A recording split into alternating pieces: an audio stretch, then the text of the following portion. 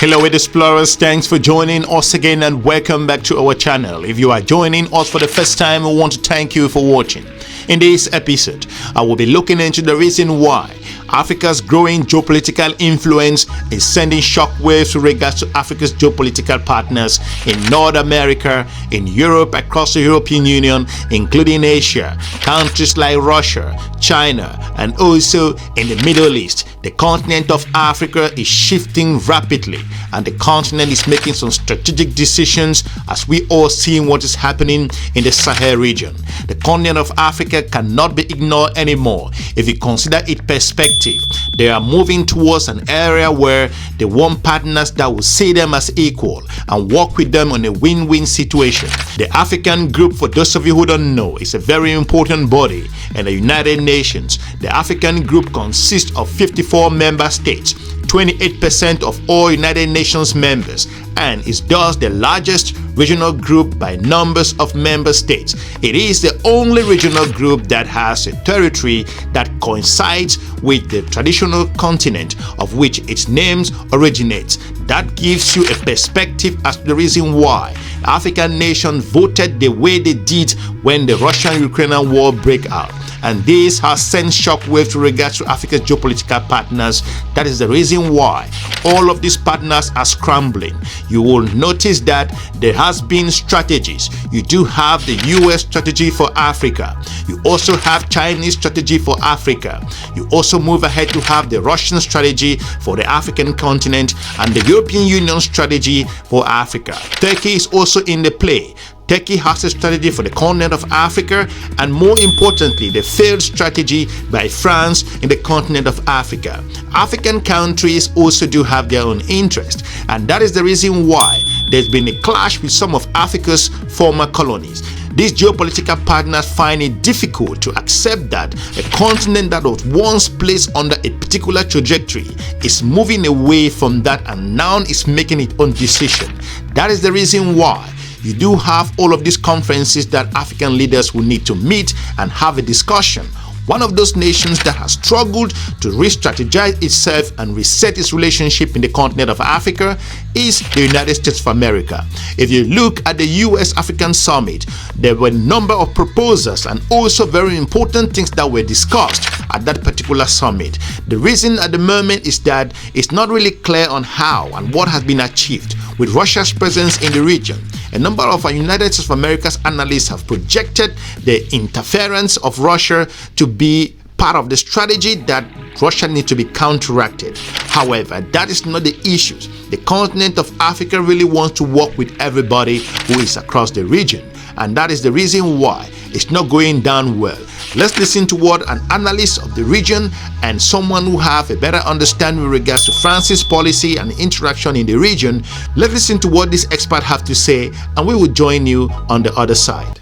Well, now, more than a year after its launch, what has the US strategy for Africa actually accomplished? Is it still fit for purpose on a continent that has seen dramatic political and economic changes? What has helped and what has hindered US relations with African countries? I'm joined here in studio by Ambassador Ramayad. She's a former Secretary of State for Human Rights of France and the current Senior Director of the Africa Center at the Atlantic Council here in Washington. Ambassador, a warm welcome to Straight Talk Africa. Your first time here. Thank you so much for joining us. And I want to start out with the strategy itself. Give us your assessment of this US strategy for Africa. We're just over a year in it. Is it hitting all the right notes in Africa?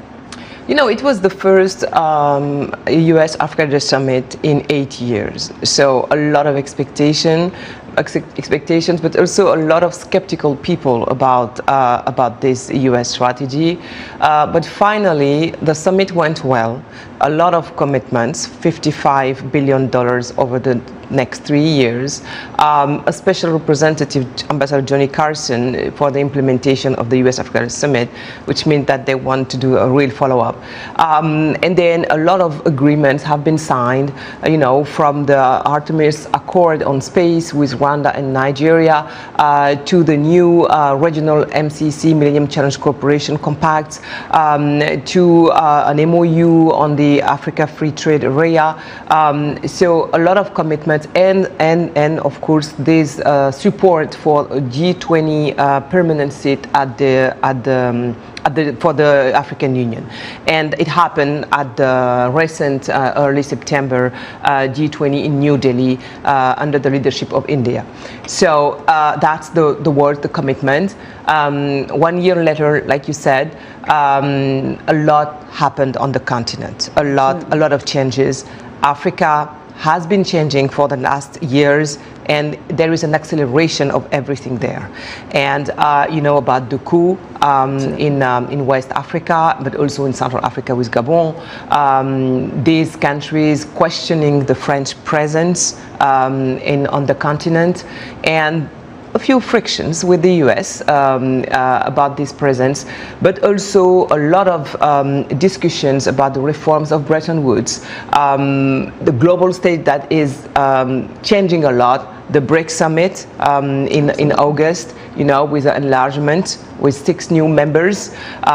You have also the Russia-Africa summit in July with a commitment from Russia to Africa, and this war in Ukraine in the middle as a key point of these frictions between what we name the global south, including Africa and the north.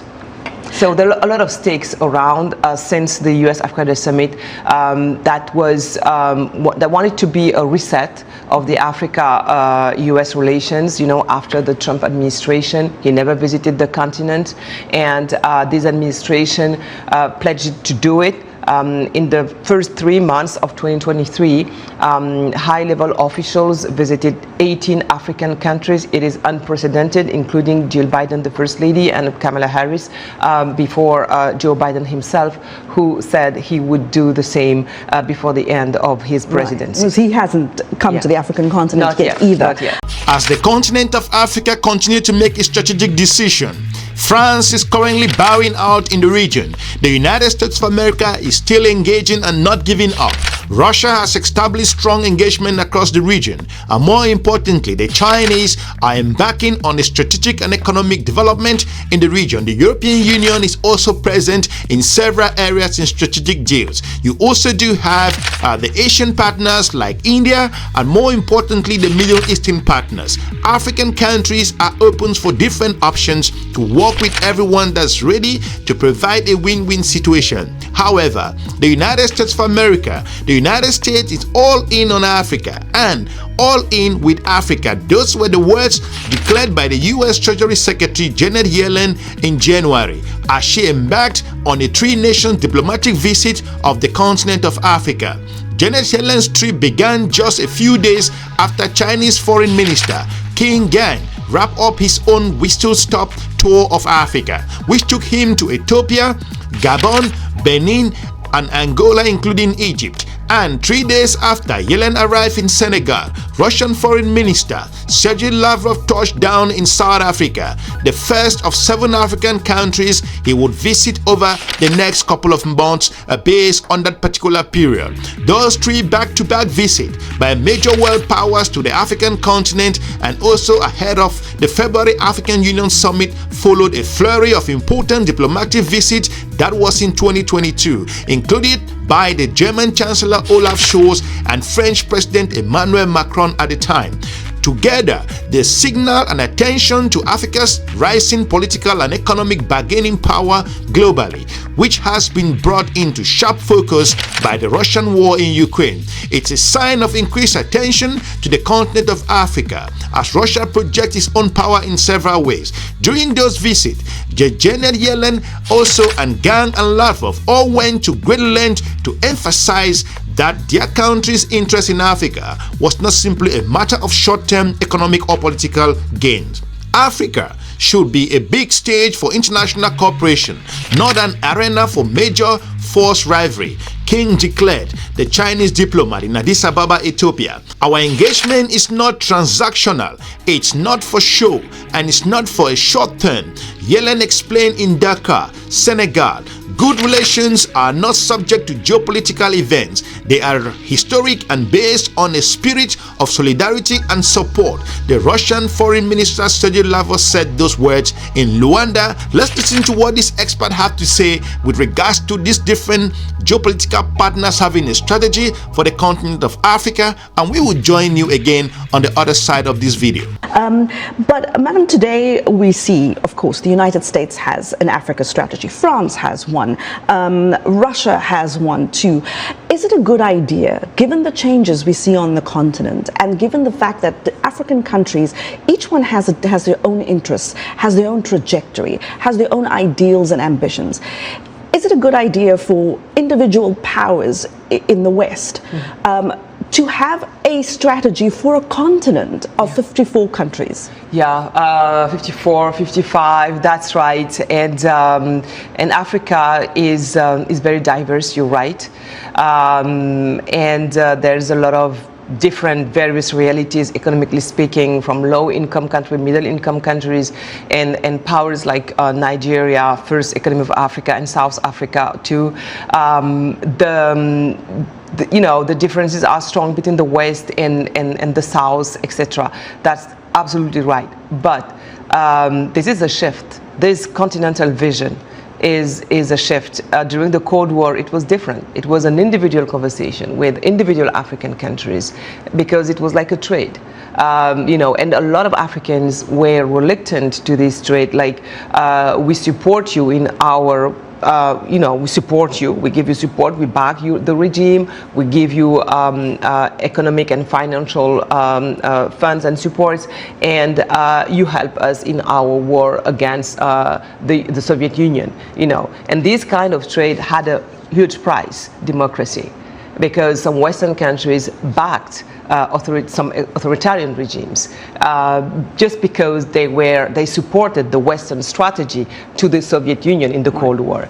So having a continental vision is something new and appreciated on the continent because they see the emergence of a continental power, because that's what it is. Africa is the oldest continent of the world, the youngest too, but very soon at the end of the century, the largest, and they are building the largest free trade area in the world. And this free trade area is continental and will boost the trade between the African countries, which that they could not do before because of the colonial legacy. It's also the continent where you have the most dynamic economies in terms of growth. You have also the hub of green technologies, so important for the green transition in the world. So all these new realities are continental, and it's appreciated to see the continent as an emergent continent. But you're right, it's not because it's a continental vision that we should not see the differences. The reality of Niger experiencing a coup right now has nothing to do with Nigeria, which successfully had held a presidential election and is a democracy. So that has to be taken into consideration. If you look at perspective, the notion that the continent of Africa cannot make its own decision is sending shockwaves regards to the way African perceive its geopolitical partners. Those visits were also heavily strategic. Africa is a continent of young countries and shifting sphere of influence. According to experts, where diplomatic relations are often more moldable and than in other parts of the world. This has particular significance, for example, like Moscow, as it had sought to shut off global support for invasion of Ukraine. Lavrov has taken 3 trips which are more in the continent of Africa for the past couple of months. For the European Union countries like France and Germany, then the visit to Africa have been in parts about countering the influence and attempting to align countries in the region with their own attempt to end the Russian occupation. For many African countries, however, the war in Ukraine has been a geopolitical space where they can flex their diplomatic independence from the Western world. For instance, the United Nations General Assembly voted then in October on the resolution condemning Russia and also to end the occupied portion of the eastern Ukraine. 19 of the 35 countries that abstained were in the African continent. One of those countries was South Africa. That is the reason why South Africa has come under enormous pressure. This notion that your friend should be my friend or your enemy should be my enemy, it's not gonna work. The way the continent of Africa is perceived itself is that it's breaking away from this cycle of choosing sites that have been assigned to them. They are moving away completely from those particular perspective. That is the reason why Africa does not consider your enemy my enemy. In the great words of this former South African president Nelson Mandela, the fact that you have an enemy should not be my own enemy. Let's listen to what this expert have to say as we close down this episode. And those dynamics, those Cold War era dynamics that you mentioned earlier, are still playing out, of course, today. And if we look at sort of this this idea of whose friend is whom and whose enemy is whom, how do these countries, the United States and African countries, overcome this sort of disconnect around friends and enemies, where the United States is saying to African countries, hey, your friend is our enemy, and African countries are saying, like Nelson Mandela said, you cannot expect your enemy to be our enemy, that your enemy is our friend. So where there are those dynamics, how do you overcome that? You're right to mention Nelson Mandela, and he's still inspiring the continent, and South Africa is experiencing what you just said. To Russia, in this relationship between Russia and the United States, it's very complicated to be in the middle and to make choices, given what's going on around the war in Ukraine. And of course, there's a lot of pressure from the West to drag the African countries into the support of Ukrainians, and the problem is African countries don't want to be dragged into this war or in some new Cold War, and we have seen that at the United Nations when it comes to voting to condemn Russia or support the Ukrainians. Africans are divided. You have this. We have had a lot of votes these past months, and a lot of African countries wanted to remain far from this and stay neutral, and they abstained. And that's something the Western countries, from the US to France, don't understand and don't accept. And maybe that's why we have all these gatherings, international summits around Africa, to try to convince them to make the right choice when it comes to the war in Ukraine, like the respect of sovereignty of a nation. That is what is at stake on the line for Westerns, but for Africans it's different. It's like, okay, but what Russia is doing, you already did the same, and you are still doing the same, so and we don't want to be dragged into this, and we have our own wars, and you are not so committed in our own wars. Look, the DRC and the East, where so many massacres happened there. So that's the reasons why we have these frictions around the war in Ukraine. Well, we want to thank you for watching. Hopefully we've informed you with regards to the reason why Africa's growing geopolitical influence in the world is significant, and why the continent will continue to exert its pressure to its global partners. If you are new here, we encourage you to check some of our informative video on this YouTube channel. We are looking forward to meeting you soon. Subscribe and share the video amongst your network, and have a pleasant day. Bye-bye.